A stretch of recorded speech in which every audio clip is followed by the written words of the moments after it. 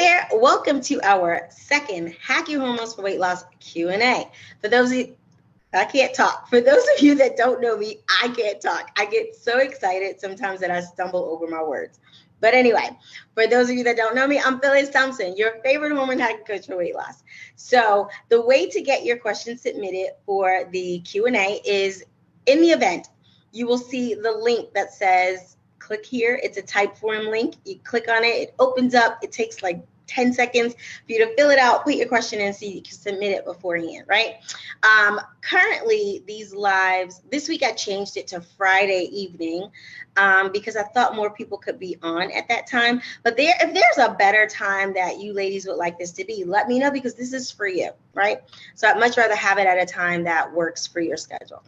But without further ado, let's go ahead and get started. I had to write the questions down because when I try to switch from screens on Facebook Live, it messes everything up. So we ain't even gonna play those games with Facebook, right? So the first question is, how can I test my hormones? We currently here at Beast Mom Fitness for our hormone hacking program don't offer it yet. It is something I am working on offering by the end of the year. We are working on partnering with some functional medicine doctors so that if you should need, because there's a lot of limitations with traditional medicine. So if you should need that, we're working on bringing that on. And we are also working on offering hormone testing, hopefully by the end of the year. But as of right now, simply go to your primary care physician, or you may have to go to your gynecologist and say, I want you to test my sex hormones. Some endocrinologists will do it too, but depending on your insurance, you may have to get a referral. So just call your primary and say, I want to have my sex hormones tested. For some insurances, you may have to wait until your annual physical to get that done so that your insurance pays for it. But that's one of the ways to do that. And they will run testosterone, estrogen, and progesterone. And that'll let you know where your hormones are high or low. Now, interpreting those tests can be tricky, and you can always ask your doctor to help you with that because they're relative to each other. So they should relatively be in balance, but one is always going to be higher than the other. And it depends on life, right? Stress levels, toxin exposure, the way you're eating, what stage of perimenopause and menopause you're in, right? So having your doctor sort of interpret that for you will be very helpful. But again, they're relative to each other. So estrogen may be high, but it's relative to where progesterone is. And we are able to look at those and see what nutrition changes will work best for you, what lifestyle changes will work best for you, and kind of work you through that here. But that's the first place you can look, is have your doctor run your sex panel, right? And again, by the end of the year, we're hoping that we will be able to offer that for you. And the other question I got was, why do so many women of perimenopause age find out that they have thyroid conditions? It's getting ready to storm, y'all. So that is due to the change in your hormones. It's all connected. So our endocrine system and our hormones are supposed to play together like a beautiful melody in a symphony, right? But when one of them is off, when one player is off, the whole song is jacked up, right?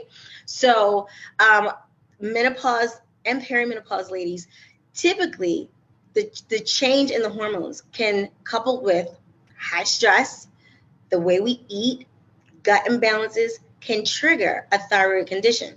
And women are 5 to 8 times more likely to have higher stress than men, right? So those things can cause, they can trigger a thyroid condition, right? Sometimes just pregnancy and high stress can trigger a thyroid condition. But there's natural ways to take care of that. And typically, when the gut is out of balance, and if it's out of balance for a long time, and there's a lot of estrogen dominance on top of that, most women tend to be estrogen dominant. And that presents itself as belly fat. So all those things together can trigger a thyroid condition. And depending on how severe, it can turn into an autoimmune issue. So that's why a lot of the nutrition changes come into play there, right? So my client, Shanae, who just graduated my program, she's down over 30 pounds over 34 inches, and 14 and a half of those inches came off of her waist. She is what we call subclinical for a thyroid condition, right? She is not traditionally diagnosed by a doctor. It takes a lot to get doctors to run thyroid testing. And to know what to even ask for is something that most women don't know unless they're in my program. But anyway, so we were able to address so many things with the way her body was responding to just life in general, right? And that's how she was able to get that weight down. Like, her body required specific things based on the makeup of her own bio individuality. And that's how she was able to drop that weight. A lot of times people think doing more, working out more, that's going to do it. Restricting the food I eat, that's going to do it. But no, a lot of times it is working against your goals. And if you paid attention to sort of her journey, I've shared a lot about her. At one time, she thought that doing 2 workouts a day was going to get it, and her body didn't do anything. She stuck to her program as assigned to her, and we made some changes to address some things that came up as we were working together. And that is how she dropped that weight. We are all different, especially as we get closer. Well, I'm not going to say, well, yeah, closer to hormonal change. I was going to say closer to menopause. And I don't mean that she's getting near menopause. That's why I was about to change the way I was saying it. But as we get closer to hormonal change, it is what it is. And it can start as early as 35. So don't for a second think just because you're in your 30s that you aren't going to start dealing with hormonal change. Talk to the women in your family. That's going to be a really good indication of what you have to look forward to, right? Perimenopause can start as early as 35, okay? Thyroid conditions can present itself in women in their late 20s. And when you start getting closer to hormonal change, or if you get pregnant, right, that can exacerbate it because it's a stressful situation for the body and it throws all of the hormones out of balance, right? They all are supposed to work together in this beautiful symphony, right? So that is how menopause, even perimenopause, can be connected to thyroid issues. And surprisingly, most women don't even know that they have thyroid conditions. One of my clients, Ivy, in the UK, had no clue that she's possibly got a thyroid condition that may even be autoimmune. But it was because of the work with me that we were able to uncover a lot of stuff about her body. And she's finally able to get the doctors to give her the answer she's been looking for years, because now she knows what to ask for because of working with us. So it's so amazing, and it's a beautiful thing. She inspires me so much, and I love working with her because watching her take control of her body and starting to see change, like for the first time in her life, she has gotten rid of 60% of the bloat that she's been dealing with for more than half of her life. Isn't that crazy? And traditional medicine doctors, I want to watch how I say this because I don't mean to say that they don't care. Some of them do care. They're limited by what they can do with insurances, but they're in the business of writing prescriptions. They're in the business of addressing the symptoms and not the root cause. And that's where I come in. Anyway, and then the last question we got is, are hormones preventing weight loss? Well, as we know, our hormones are responsible for a lot of processes and functioning in the body, right?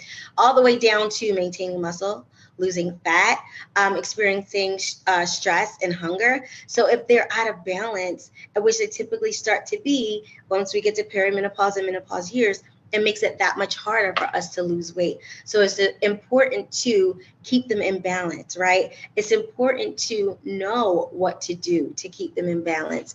And that's how the weight starts coming off. Because the traditional way of losing weight for people who do not struggle with hormone imbalances generally do not work for us, right?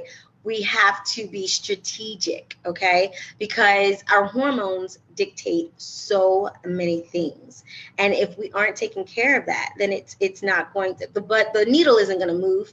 And if it does, it's not going to move much. And what works for one person will not work for the other. And that is so true. And I see that in my business every day. Whereas one thing that works so for example, Shania and Ivy are both subclinical, but they need a different protocol, right? Because the level at which they're at is completely different, right? So knowing what to ask your doctors for, knowing what tests to get, knowing how to interpret them and what to do for them is very, very key in reaching your goals and aging for longevity. So those were all of our questions today. And don't forget, the way to get your question answered is to pre-submit them. So when we post the event, you go into the event, you find the link, you click on that, you 10 seconds, you put your information in and you put in your question, and then we do it on the Q&A. So that is it. I hope you enjoyed it. Let me know if you have any questions at all, and I will see you next week. Ciao.